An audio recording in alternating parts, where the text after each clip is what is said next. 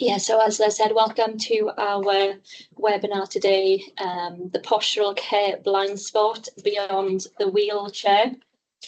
Before we get into that, I just want to highlight some other elements of our educational program. We've been doing these webinars now for almost 4 years. It kind of started off in the height of COVID, when we weren't able to get out and about and do face-to-face events, and these webinar sessions have grown.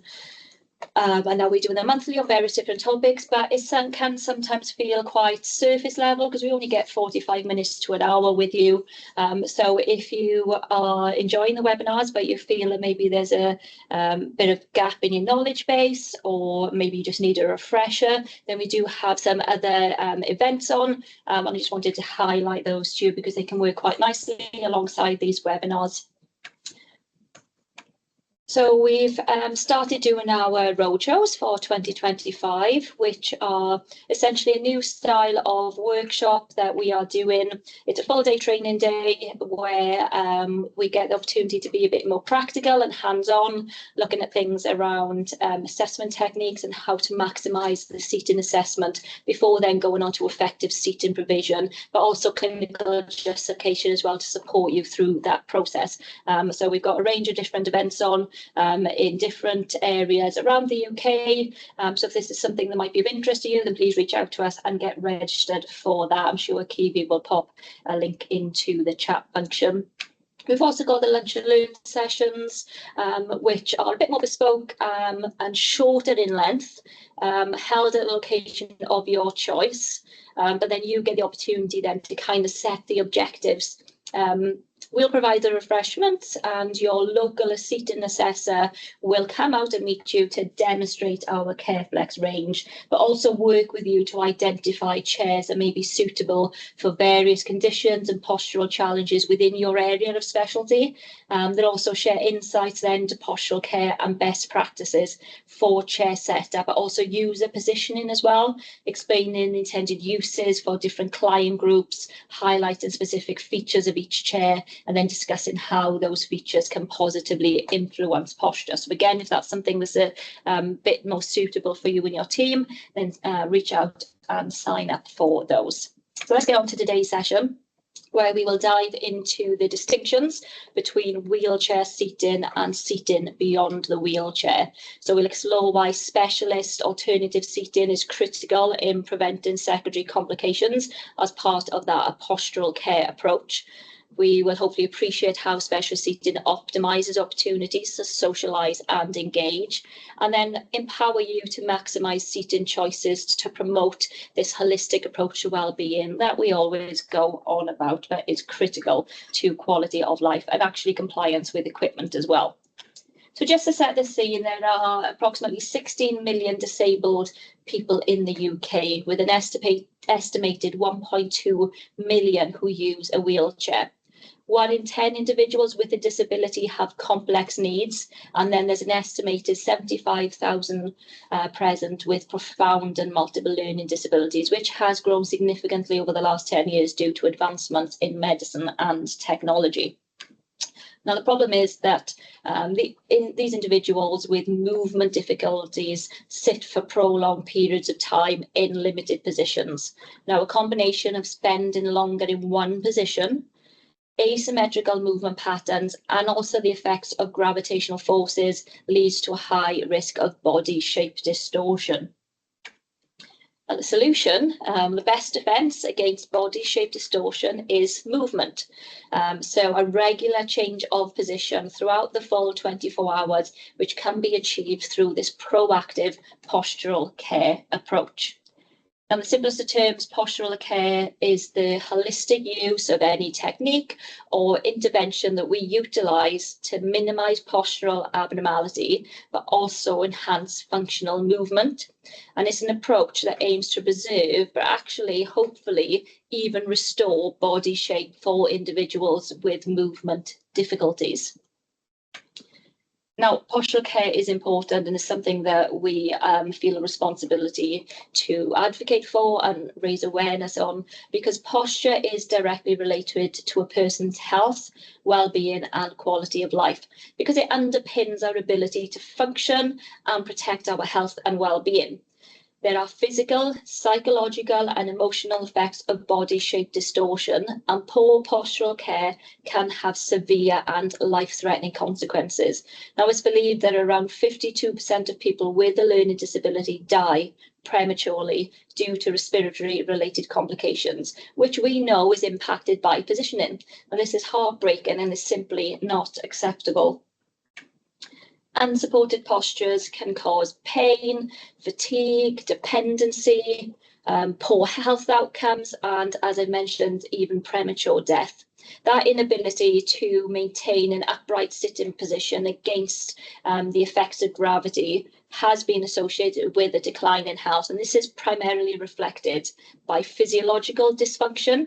So individuals may experience recurrent respiratory infections, maybe a choking episode, aspiration, digestive problems, and even pressure injuries, and therefore they could be at an increased risk of hospital admission too. There's also this element when we talk about postural care and protecting the body, but also about encouraging function as well. Now, if an individual's postural control and or sitting balance is affected and they do not have adequate support, they will either become fatigued due to their energy expenditure or have limited function, as postural stability is a fundamental need for functional performance. So that proximal stability at the pelvis is a requirement for distal control at the hands, at the upper limbs. And destructive postures can restrict individuals from completing these types of psychosocial and psychological functions, which will reduce their social interaction and things like their self-worth. This means they will likely be unable to engage in activities or engage with the people and the environment around them, and they could become confined to their bed and the four walls of their bedroom. This will, of course, have a harmful effect not only on their posture, but also their welfare, because they'll struggle to participate in daily life. Our connection to the physical environment and the people in it, particularly during seated activities, has profound implications for our overall health and well-being. Feelings of loneliness have a strong relationship with low personal well-being ratings, but appropriately supportive postural seating can present opportunities for interaction with the world around them. Now, research indicates that this upright sitting posture can enhance things like self-confidence, it can increase positivity and improve engagement with others. Therefore, promoting optimal positioning is not just physically beneficial, but it also fosters this positive well-being and improved quality of life, which is why we do what we do to support others and improve daily life for them. The good news is, despite popular belief, body distortion is not inevitable, and the right equipment given at the right time with appropriate positioning techniques can help to protect body shape. And it's all about that proactive approach and identifying risk. Now, seating in general is part of this broader 24-hour postural care approach, which is that proactive element in identifying risk. As we know, prolonged sitting in destructive postures can exacerbate postural challenges and lead to secondary complications. When I talk about postural challenges, if you are new to postural care or new to seating, I'm talking about things like pelvic instability, increased thoracic kyphosis, contractures, wind sweeping. If these are terms that are new to you, or if you need a refresher, then we've got lots of resources on the website. There's a learning hub on there. We've got booklets as well that kind of break down some of the common postural challenges at each body segment. So again, if this is something you feel that would be beneficial, then do let us know, let Kiwi know in the chat function. Respectively, lying in a misaligned destructive posture throughout the night can also affect a person's ability to achieve their optimum sitting position during the day. So, for example, if an individual is in that flexed fetal position for 8 hours at night, how can we then expect them to extend and sit out during the day? It's believed that many asymmetries in body posture originate in lying and are then compounded in sitting. And now I know we are focusing on seated posture today, but please remember that if you're working with an individual and you've identified a postural health risk, and you know that there's a need there for support in sitting, then that individual also requires support across the full 24 hours, which could include things like nighttime positioning, a therapeutic positioning, active movement, individual programs, and so on. So just please consider that full 24 hours, because that's essentially what will help us to maximise any effects that we can achieve from specialist seating and wheelchairs. So before we go on to differentiate between wheelchairs and specialist seating, let's just recap that optimum postural care for individuals with movement disorders is of paramount importance to this sense of well-being and overall quality of life. Effective postural support can enable individuals to engage in activities of their choice, to eat and drink safely, and to communicate effectively.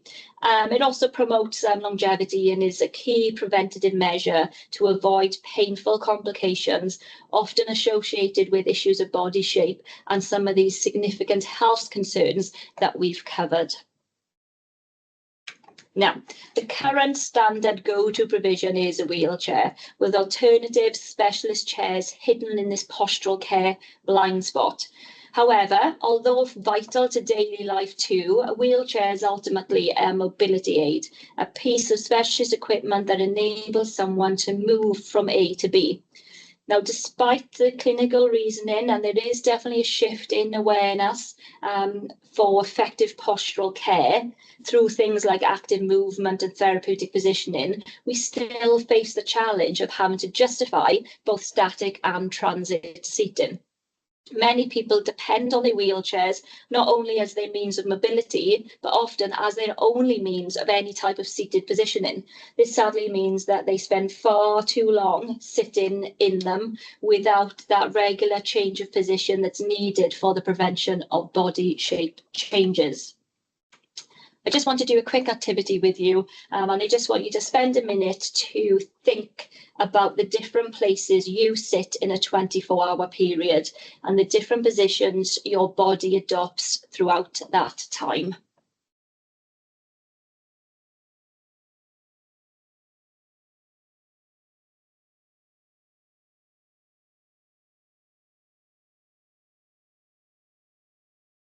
So you may be thinking about sitting upright on an chair during the day. It could be sitting on a dining chair, just a standard dining chair within somebody's home when you're out on a home visit. It could be in a bucket style seat when you're driving out in the community. I bet it could even be having a slouch and a rest on the sofa at the end of a long, hard day at work. Or perhaps you even go into a recline chair for gaming if that's one of your hobbies. Now, remember that this will also apply to any individual that requires specialist postural support. Different seating support surfaces depend on the task at hand, and insufficient or inadequate seating for the different activities throughout the day will have a detrimental effect on quality of life. Imagine your only seating support surface was that dining chair, and you had to use that one seated position to do your work, to travel in, to meet with people and engage with people, to rest at the end of the day and to do your functional activities and hobbies. So the same applies for the individuals that we work with that are going to need different support surfaces for different periods throughout that 24 hours. Now, this is where specialist seating then can play a role, and it's something that we need to highlight as part of that approach because it is critical to quality of life. When the ability to achieve a protective posture is affected, whether that's through age, illness, disease or disability, it can have a significant impact on health and well-being. So specialist seating, in the simplest of terms, aims to allow individuals who might otherwise have difficulty to achieve their optimum sitting posture. So I just wanted to spend some time here to really highlight some of the differences between specialist seating and wheelchairs, but give you the strength of both of them. So specialist seating, kind of the main objectives we're thinking about are things like comfort, relaxation and energy management. And then wheelchairs, as we've already touched upon, mobility. Specialist seating allows somebody to have that postural support for longer periods, whereas wheelchairs is about accessing the community. Specialist seating, we might be thinking about functional engagement, interacting with loved ones, maybe within care home environments, and having that much needed engagement and social interaction, whereas wheelchairs, maybe we can be a bit more functional with activities and occupation. Specialist seating, what we can think about enhanced pressure care. Of course, again, wheelchairs offer pressure care and we can tailor the seating support service to that. But because generally specialist seating allows longer periods, and we have that enhanced pressure care because it can be a bit more encompassing, more of the person can be in contact with the specialist chair, and we can reduce that load as much as possible. Specialist seating offers that, because we said about it being all-encompassing, offers that padded protection as well, especially if we think about individuals who maybe have abnormal movement patterns or involuntary movements where we need to actually protect the body structure, whereas wheelchairs are giving us more options because we're talking about mobility, but there's stability and suspension as well. Specialist seating, offering that intuitive, tool-free adjustability and positioning, especially within things like multi-user environments, whereas wheelchairs tend to offer the benefit of more personalised provision and setup. Specialist seating, offering that longevity and continuing support because we are looking at just that one prescription and getting it right the first time, because it allows that flexibility to adjust and add the accessories retrospectively as maybe rehab potential is seen, or even sadly as a particular condition progresses. And the same with wheelchairs in terms of benefits, still having that support for change in presentations. And then specialist seating, making sure that there is caregiver considerations, things like ergonomic handles, casters that support manoeuvrability, and even supporting transfers, so making sure the moving and handling reduces carer dependency, effort and load. The same with wheelchairs as well, allowing safe transfers, but maybe a bit more of a design element, therefore independent mobility as well, especially with powered wheelchairs or self-propelling wheels. So hopefully that just highlights the strength of both, but actually how there are different seating objectives and key principles to utilising both as part of that postural care approach. Now, failure to provide appropriate wheelchair seating and specialist seating can lead to individuals being unable to reach their full potential and often not able to participate in life as an equal individual. Now, remember that a wheelchair is part of the solution, but not the whole solution. And this was a great quote that came from one of Lauren Osborne's blogs. So one of she's an independent posture and wheelchair specialist OT who writes some of our blogs for us. And if you want to read some of her blogs on various topics, but also mine as well, again, they're available on the website. But she kind of gives her views on wheelchair seating and how that interplay works with specialist seating as well, because she's also a postural specialist. So that could be an interesting read. So just remember, wheelchair is part of the solution, just as specialist seating is also part of the solution. They're not the whole solution. It's how they all integrate with one another across that full 24 hours. And of course, nighttime positioning as well.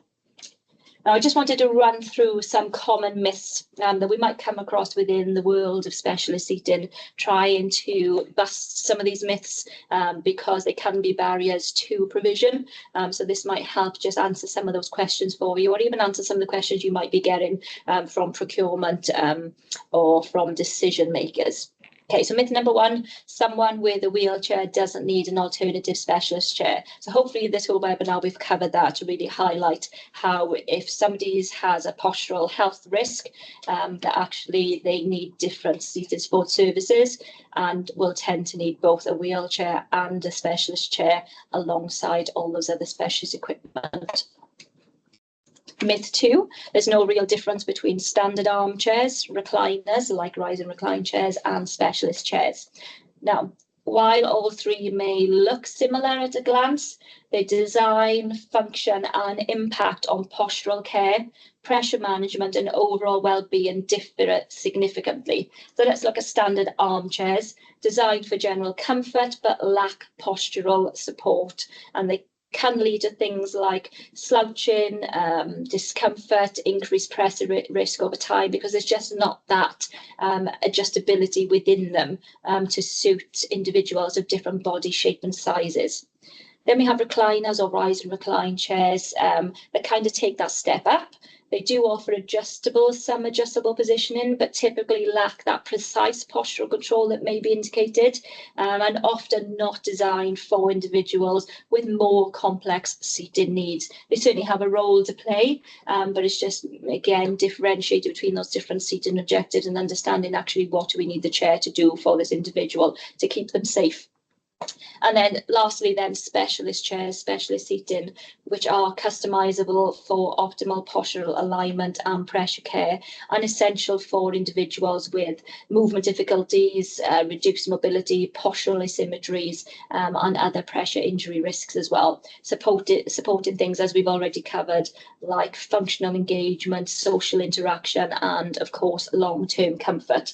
Now, specialist seating isn't just about comfort, it's a clinical necessity for individuals with postural care needs. It's a class 1 medical device and is a prescriptive piece of equipment that will help to prevent complications, enhance that participation, and of course promote overall well-being. The third myth is that specialist seating is too expensive to be practical. Now, while specialist seating may have a higher upfront cost, it is an investment in long-term health, well-being, and actually cost savings as well. It can help to, so when we think about prevention, saving money, as we know, poor seating can lead to all those secondary complications that we've mentioned, and often they require costly medical treatments and management. So, for example, pressure injuries, it's believed that 98% of them are avoidable. So the cost then that comes with something like that, if somebody does develop a category 4 pressure ulcer, for example, you're talking over £14,000 in costs. If somebody develops a contracture, and as we've said, body distortion is not inevitable, we can reduce the risk of these significant contractures happening. But if somebody does develop that because they have inadequate posture control, the cost of that one contracture could be £18,000. And so suddenly we're starting to see that prevention equals saving money. And I'd also like to really add there as well, when I mentioned things about avoidable, we do have a responsibility. So health and care providers, we have that responsibility to reduce avoidable harm.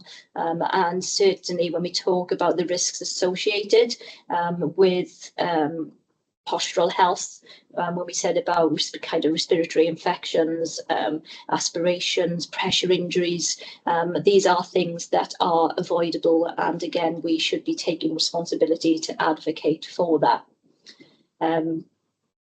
Proper seating can also reduce the need for frequent hospital admissions, surgical interventions, and even reduce care packages and additional mobility aid costs as well. Now, of course, that's important when we talk about service provision, because we need to make sure that we are utilising resources responsibly. But we have to consider the human cost as well in terms of enhancing quality of life.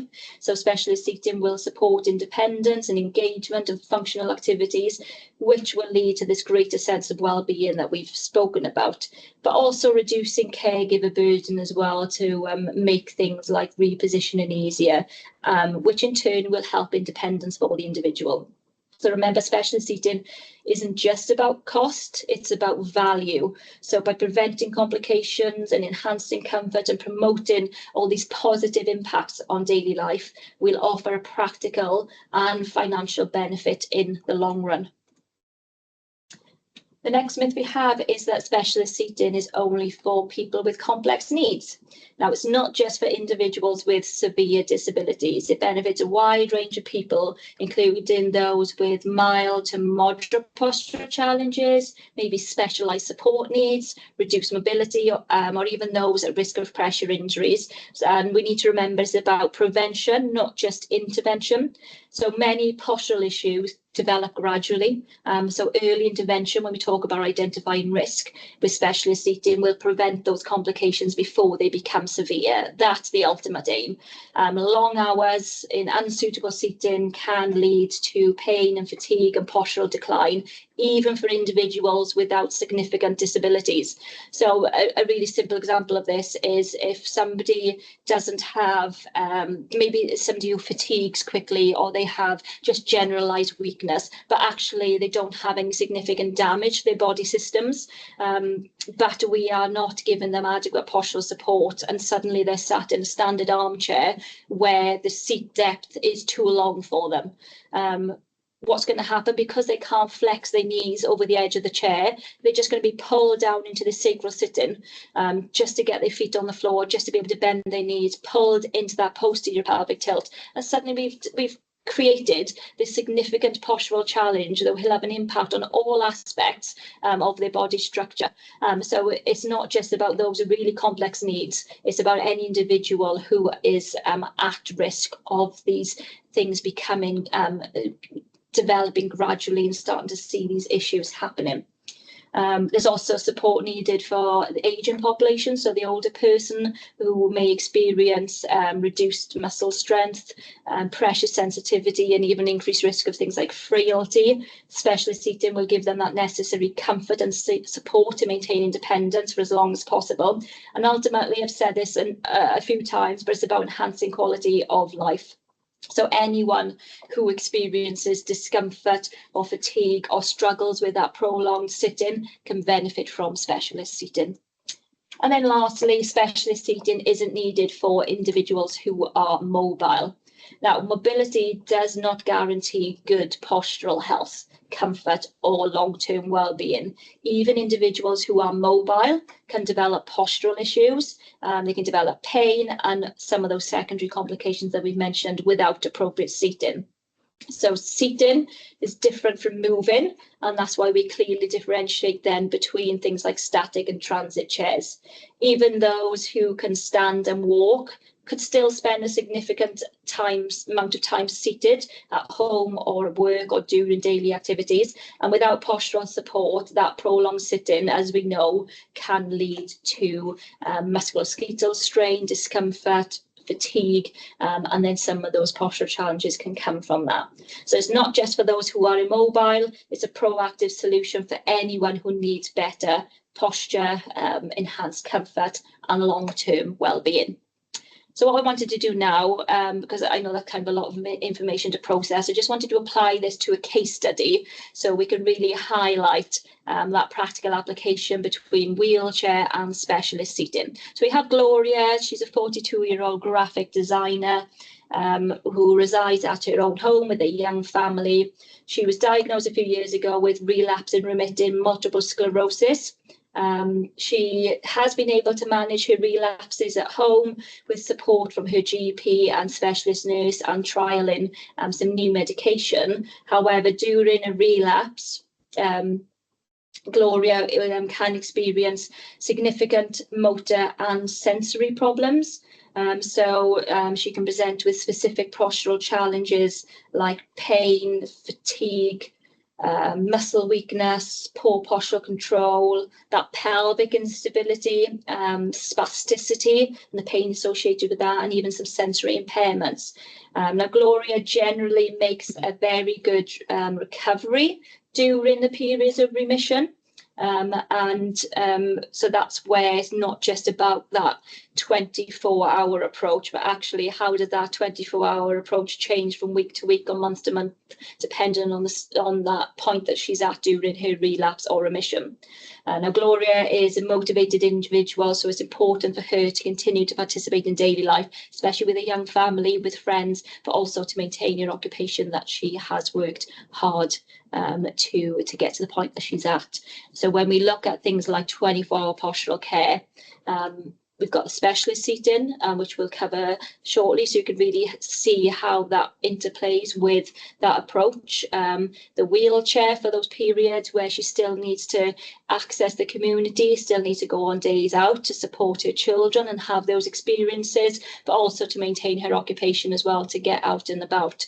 Nighttime positioning potentially as well during those periods of relapse, because of the support that might be needed in bed, especially if maybe some of those coping strategies around fatigue management, especially as some of you might know, when you're looking after young children, you can't always rest when you need to rest. So that having an impact as well on her relapse and the effects that she sees during those episodes.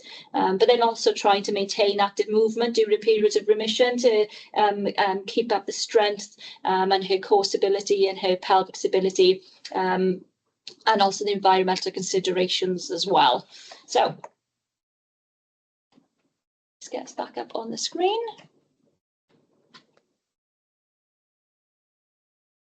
The chair we're going to look at for Gloria was the SmartSeat Pro.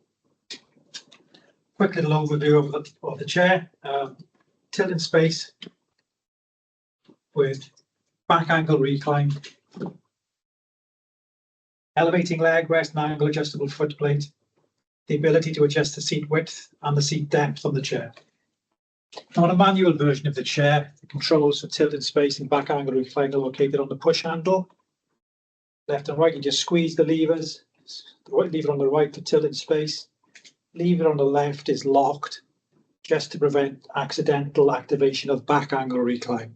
If these are new kind of terms for you, if you're new to seating, things like back angle recline, tilt in space, again, lots of resources on our website. We've even got some documents on the safe and appropriate use of these functions, which may be a good starting point, because things like back angle recline, especially when we're talking about somebody like Gloria, who maybe has these periods of postural instability and lacks that pelvic control during a relapse, back angle recline specifically, if we open up the angle, sometimes we can see muscle tone and reflexes increase. So by, as Les mentioned, having that double lock, you can't inadvertently open the hip angle, so you can set the hip angle to maintain that hip function, to hopefully try and encourage more normal movement patterns. But again, that might be a good starting point to understand some of these different functions.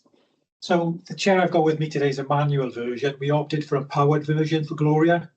And when we say powered, we mean powered tilt, powered leg rest with a manual back angle recline. We decided that motorizing the back angle recline would potentially cause more harm than good, as Rebecca's just illustrated. But then also that control element is maintaining her function and independence as well, so that she has control over her own postural health too. If I work through the chair from foot to head and illustrate the key points for Gloria, the chair comes with an angle adjustable flip-up foot plate with a negative angle leg rest. Now, the primary reason for a negative angle leg rest is to accommodate those people with contractures, yeah? But what it means for Gloria is that we can flip the foot plate away, bring the chair into an upright position. Shall I show? The chair is adjustable seat height. And it meant that we could get Gloria, or Gloria could get herself into a good position to stand, to transfer out of the chair. So during those periods where maybe her mobility was affected, and we still wanted to encourage some independence with transfers, to try and give her as much support as possible, not only to allow her that momentum to get the knees over the toes, tucking the feet back, a good foot placement, force it to stand, but to reduce the risk of falls as well, whilst maintaining that independence. Because it does fluctuate, certainly with her relapses, her ability during those periods does fluctuate, and this kind of future proofs that. Looking at stabilising the pelvis, we've got seat width and seat depth adjustment on tool 3. I don't know if you want to zoom in. Yep. Just loosen that off there. Put the brakes on. So I can adjust the seat. You see there's markers there as well that allows you to be prescriptive with that. Very intuitive. So we can set either arm at the same. And you can see the range of adjustment as well, especially when we talk about future proofing, and with specialist seating, getting it right the first time and making sure that chair follows along that journey for that individual. That I mean, when people do experience maybe changes with their condition or their prognosis, if they do become less mobile or less active, there is the risk there of weight gain, and being able to adjust the width if needed without having to get a new piece of equipment. I can set the arm height. Here there are 5 positions for arm height, ranging from 20 to 25 centimeters. I can offset the arm height, so I can have it fairly high at the front, low at the back, or vice versa. That allows as well, so if somebody does need a slight tilt on the chair for stability, it means you can set the arms and still have a level base for the arms, or for something like a tray. Also independent adjustment left to right and front to back. So when we talk about then longevity with the chair, and if there's been any changes, things like wind sweeping, you can angle to make sure we get full support for thigh alignment. And again, tool 3, as Les mentioned, pressure care in the seat is standard. If you need to know a little bit more about the pressure care, if you want to go to the website and search that and find that we've got options for what we call our water cell technology, or an active alternating seat cushioning. Coming out to the back of the chair, I mean, there is an argument that says this is perhaps a little bit over complex for Gloria's needs at the moment, but we decided to future-proof things so that as time progresses and the condition changes, and perhaps she needs a little bit more lateral support. Especially not knowing as well during that relapse how much more complex her posturals would be, because again it depends on daily life for her and how she can cope with strategies and energy management strategies. You could be bringing the laterals in, you could be bringing the shoulders in, perhaps bringing the head back, bringing it forward. You know, when we set up the chair, which is a critical part of the provision, the setup process, the chair was set at a fairly neutral,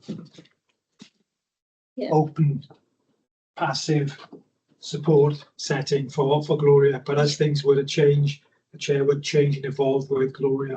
So when needed, we can encourage that active engagement, because especially during those periods of remission, as I mentioned, to try and keep that core stability, keep that core strength, encourage that active movement as part of that postural care approach, so that when she sadly is going through a relapse, she has that foundation there to help support her posture. A key feature was a tray, which enabled Gloria to work from the chair. This is a small tray off the small chair, but you can imagine we do a slightly wider tray for Gloria. I mentioned powered options as well. As part of future-proofing it, we made sure that we could include or add the chair into the environmental control system that Gloria was intended to use as time moves on as well. Yeah, especially with her occupation and maintaining that independence at home. Should she not be able to access the community or access the work environment, she can still maintain that within the home setting. And that was Gloria's chair setup. Yeah. SmartSeat Pro to And medium version of the chair. And hopefully you can see how that would align with the wheelchair and how it's very different seating needs for different purposes, for different tasks, for different environments. That's really what we wanted to highlight today, is shine the light on specialist seating, take it out to that hidden postural care blind spot, but show you that actually there's a need for both, because there's very different principles of seating for both. Wheelchairs for transit seating and specialist seating for that static element. 24-hour postural care. Yeah, definitely. We just at a point now where we can take some questions. Have we got any questions in the chat feature, Kiwi? Yes, we have a few. So we had one that said, can you set the seat width to different for each side, or does it have to be the same? I said it can be set differently, but I thought it would be good if Les, you could demonstrate it for them. Yeah, I mean, it can be set differently. You mean the width? So we'd offset that seating position. I guess if somebody had wind sweeping, if somebody had a wind sweeping to protect the knees, because you could also put kind of a lateral pad in as well if somebody did have extreme wind sweeping, but you wanted to keep the initial tuberosities in alignment. I guess you could offset on both sides. So it's slightly different. So you're just kind of protecting the knee. We may need a slightly wider seat cushion here, but I think is that the kind of setup you're envisaging? Assuming. To show that it is independent from left to right. Yeah. You can see that there. I've got the left one set quite wide, right one set quite narrow. And there is different size cushions. Yeah, we put a wider seat cushion on to build this gap, to get rid of the gap there.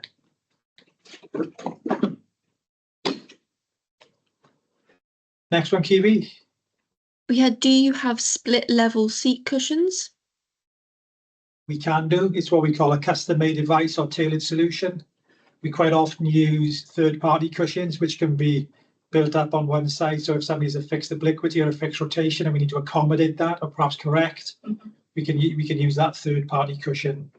Same can be said for the rest of the chair as well. If there is any asymmetries, if you're working with individuals with a hemiplegia, or if there's a side that's more affected than the other side, and you want to accommodate and correct on both sides, you can do that to the leg rest or the foot plate. And as I said, just through that tailored solution, which again, there's lots of information on that on the website.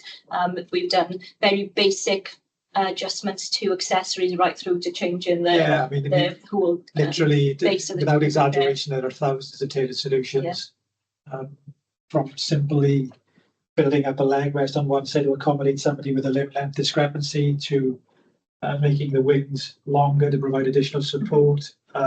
To fully taking a leg rest away to support severe knee contractures and having the hanging foot plate underneath. So the process would work by doing that assessment, and then they come up with like a CAD drawing, so you could see how that would work with a code for it. We seem to be seeing more and more complex individuals requiring this kind of seating. But remember, it's that fine balance between correcting and accommodating. We still need the chair to meet those objectives of comfort and relaxation. And that's why you'd have different support surfaces where you might have a more of a rigid postural support for function within the wheelchair, but then a more opportunity for a change of position and flexibility within specialist seating. You don't want the chair to replicate the wheelchair and vice versa. Yeah. We've had, can the client take the tray off independently if they want to?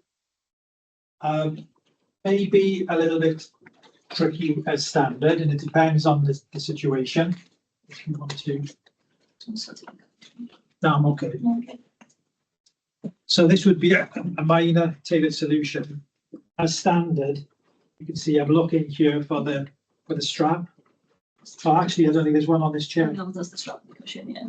So this is a small tray off the small chair. Where it would come from. Yeah. So normally we'd have a strap hanging from here, but what we'd probably do is put a fix in, if you can see where my hand is here, so that we could clip and unclip the tray. Just move that to one side. Show you the clips on the small chair. There's one on each corner of the tray, but a standard that may be a little bit difficult for the user to adjust. But what we could do is we could just mount the clip there and fasten it so that they could reach over and fasten the tray there. I'm sure there's probably new other fasteners as well that could be looked at that are a bit simpler to utilise. Tailored solutions aren't always massive alterations to the chairs. It's the finer detail, and I often say that the devil's in the detail with specialist seating. It's the small little adjustments that make a big difference. Yeah. We also have, do you have specialist seating which would support the neck? With the physiotherapist. In terms of head support, I mean, we've got the, I mean, if we cover head support, if we cover head support in general first, different, I mean, again, lots of different styles of head support, from profiled headrests, which is shaped, which can come either anteriorly to the shoulder to support the neck, to offer some lateral prompting, or can sit behind if there's a bit of a thoracic kyphosis. I mean, there could be inbuilt head support where we can actually use the wings for that support. There's foamed inline headrest that is cut out, so it doesn't affect the line of vision, it doesn't obstruct hearing, so that might be beneficial for somebody who needs something a bit firmer. Tailored solution with extended. I mean, if you want to check the website and accessories for each of the chairs, you'll see the full range of headrests there. So broadly speaking, we've got headrests that are built into the chair, which we can add soft cushion to. Even with a soft cushion, you can adjust and adapt. Yeah, so you can remove some of that boarding. Take some of the padding out. We've stitched headrests as well to build up one side of the headrest. So if somebody does have maybe a reflex or a fixed deformity, that we can support on one side to offer. So the cushioning in the back of the Pro can be moved to provide additional support. We could put an overlay cushion on here as well. So the answer is yes. We've got lots of different styles of headrest. If you mean specifically neck support, then that would be something, I guess, we work with physios, with the orthotic service, because we obviously don't, if things like I guess neck brace support or chin support, because obviously the force needs to come from this position rather from the head, so we don't have any actually fixed head supports on the chairs. But then I guess that's something that, as part of the seating assessment, if we knew that beforehand, we could then work with that with the MDT to try and find a solution to see what could be done to the chair. As a seating assessor, I see myself as part of that multidisciplinary team, looking for that solution. And it goes. What's important in this kind of instance is that we have as much information up front, that objective and subjective assessment, so that we can prep a chair ready for that kind of solution. What I quite often get asked for is, where somebody's got chin on chest, and it's a fairly fixed position. If tilting space will open that up, well, it doesn't really. The force comes from a different place, and especially, I mean, some people fight against tilting space anyway because of that. I guess they proprioceptive feedback. Some people fight against that, so it can actually make that worse. But that force needs to be applied. I mean, you see people with head straps, but again, they might just need that support from the physios, from the orthotic service, to see whether some form of foam or neck brace might be more suitable to maintain that and offer support. But again, if you can tell us that before the assessment, so we can maximise that time together and maybe signpost or offer some guidance on where to seek that, then and let us know as much information as I said as possible. And I guess what was on the wheelchair as well, see what kind of head support, and using different prescriptions they already have to really guide what might be needed, understanding the limitations of the body. But that would be helpful as well to see what they currently use. Any other questions? We've got quite a few new questions. So we've got, what is the lowest seat height it goes to? Sorry? We've got, what is the lowest seat height it goes to if someone is mobile and they can get on and off it easily? On the medium chair, it's 530, 53 centimetres, raising to 63 centimetres, so quite helpful for really tall individuals. I'd have to check on the small, but 440 comes to mind. But if you check on the website, the different chairs have different configurations as well. And if that stand transfer is part of the objective, there may be a slightly different chair that we look at, or a different chair. The multi-adjust, for example, has the ability to tip forward So it's got a negative tilt on it. It'll tilt forward. I don't have to get people to stand with the feet on the different floor. casters and raising kits as well. So again, more information as possible before we do that seating assessment together to really maximise and make sure. So I've got another one that says, you mentioned future-proofing for possible deteriorations in postural needs. What is the life expectancy of the chair, e.g. would it need replaced other than due to changes in user need? So, I mean, on something like Smart Seat Pro, there's when we talk about the support, when we talk about the seating assessments that we do, and we really emphasise it's not a delivery service. It's about that after support as well. So that support that you have is for the lifetime, not only of the journey of the individual, but also the chair. Lifetime warranties on the frame of the chairs, so that kind of gives you an idea of how much confidence we've got in the robustness of the frame and the durability and the longevity of that. But in terms of our experience with chairs, I mean, Hydrotilts, we've still got some that are 18 years old. We've done a bit of scope and exercise for one of our projects that we do, and that was looking specifically at overall long-term costs of seating and actually how much it costed to maintain the chairs. And we still had Hydrotilts that were 16, 17, 18 years old. Obviously, in terms of refurbishments with fabrics. I mean, they're all loose covers. They may not look it, but they're loose covers. It's a little bit like your car. The covers on your car seating is a loose cover with a clip fixing, and this is very much the same. In terms of future-proofing it to kind of match changes in condition of the person using the chair. I've shown you the seat width adjustments. If somebody's losing weight or putting weight on, we can increase or decrease the seat width. Retrospectively, the seat depth is adjustable. I wouldn't have thought that would change very much. But in terms of Gloria, for example, we're envisaging that she's going to lose that sitting balance. She needs a little bit of help to sit in that midline. So we're going to start off here. We're going to end up here. Perhaps we're going to take some padding out of the back of the chair to reposition the padding.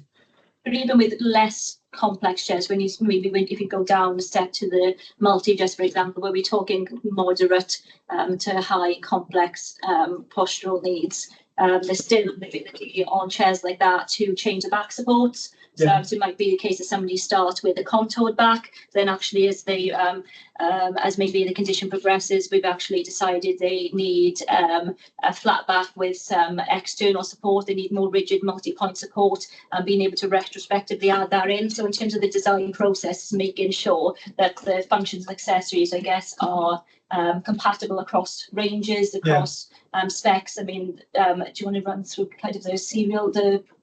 I mean, if you're thinking of a community loan store setting, for example, or you're picking up a new client and you're not quite sure the specification of the Careflex chair, they are Class 1 medical devices, and as such, they have a unique serial number.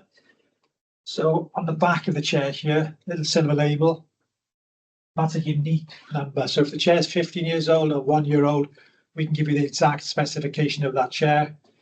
We can also let you know what the limitations and possibilities are with the chair. So if you have a client you're looking to reuse a chair with, and your client is 22 inches seat width or hip width, we can tell you whether the chair is able to accommodate that client.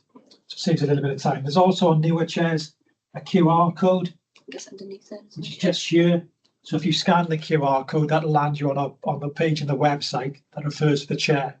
So it'll give you the full list of accessories that are available with that chair, plus the dimensions and the full specification of the chair. And we can support that process as well if you are concerned about a change in needs and a review process. And again, we can support with that. So I've added an additional lateral here. So we're assuming that Gloria is going to need a little bit more lateral support. So the lateral is ergonomically shaped. So it provides a little bit more support. It's comfortable. The reach is longer. It can be moved in and out, up and down, angled. Yeah. It could be added a pommel to the chair. If initially the chair needed was a manual chair, we could convert it to a motorized chair if that was the need. There's a whole range of things we can do to future-proof the chair. And even if there's some maybe more significant changes that happen that maybe still need engineer support, that not going to be done on site as well. So hopefully somebody wouldn't be without a chair as well. Yeah, so. covering the chair, for example, if there's a rip or it becomes soiled or whatever, we need to change the arm. We ascertain whether we're changing the cover, the foam as well, and the wooden structures underneath, or just the cover. So with that, and all that can be done on site. Next, Kiwi. Yeah, of course. You have a look. So we have. Hold on, I've been answering some of them, so I've just got to find the ones I haven't. How dare you?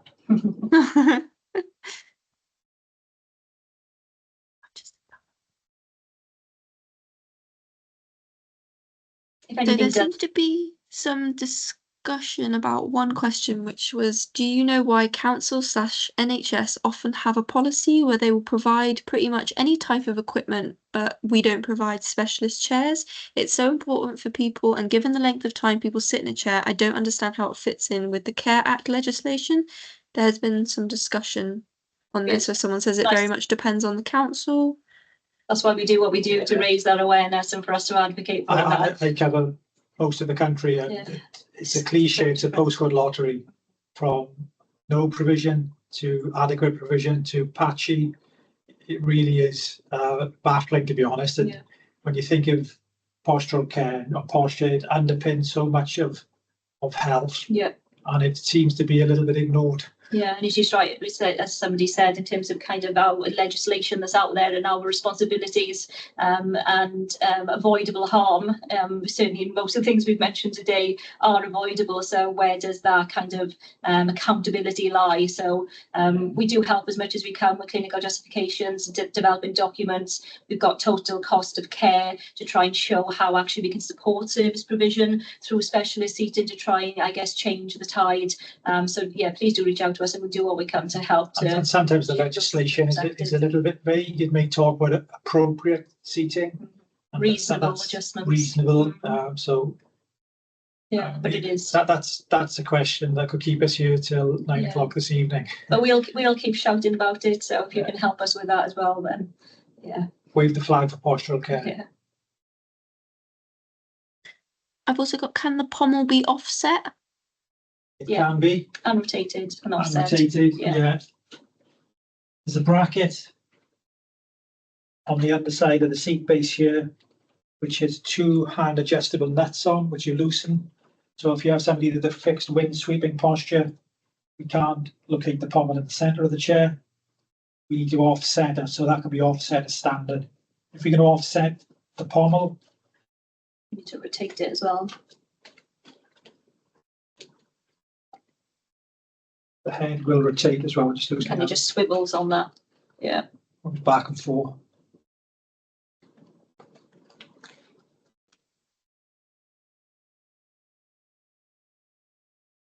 Any other questions? Some great chat today.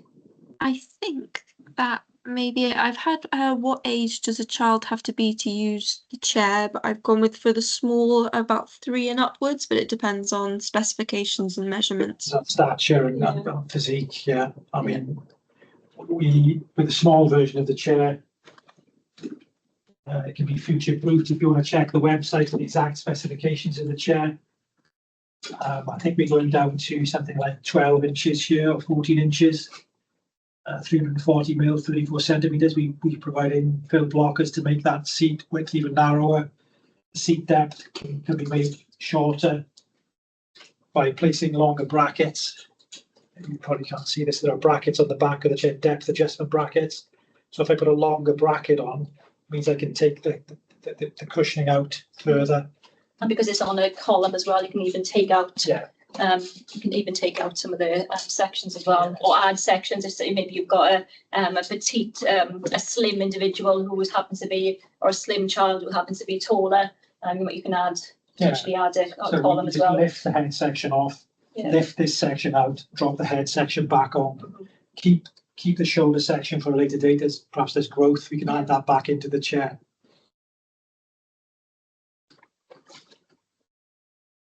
I have one last one, which is is it possible to carry out CPR in the chair if required? Because there was a discussion about if the chair could go flat, but as it can't, can we do CPR in the chair?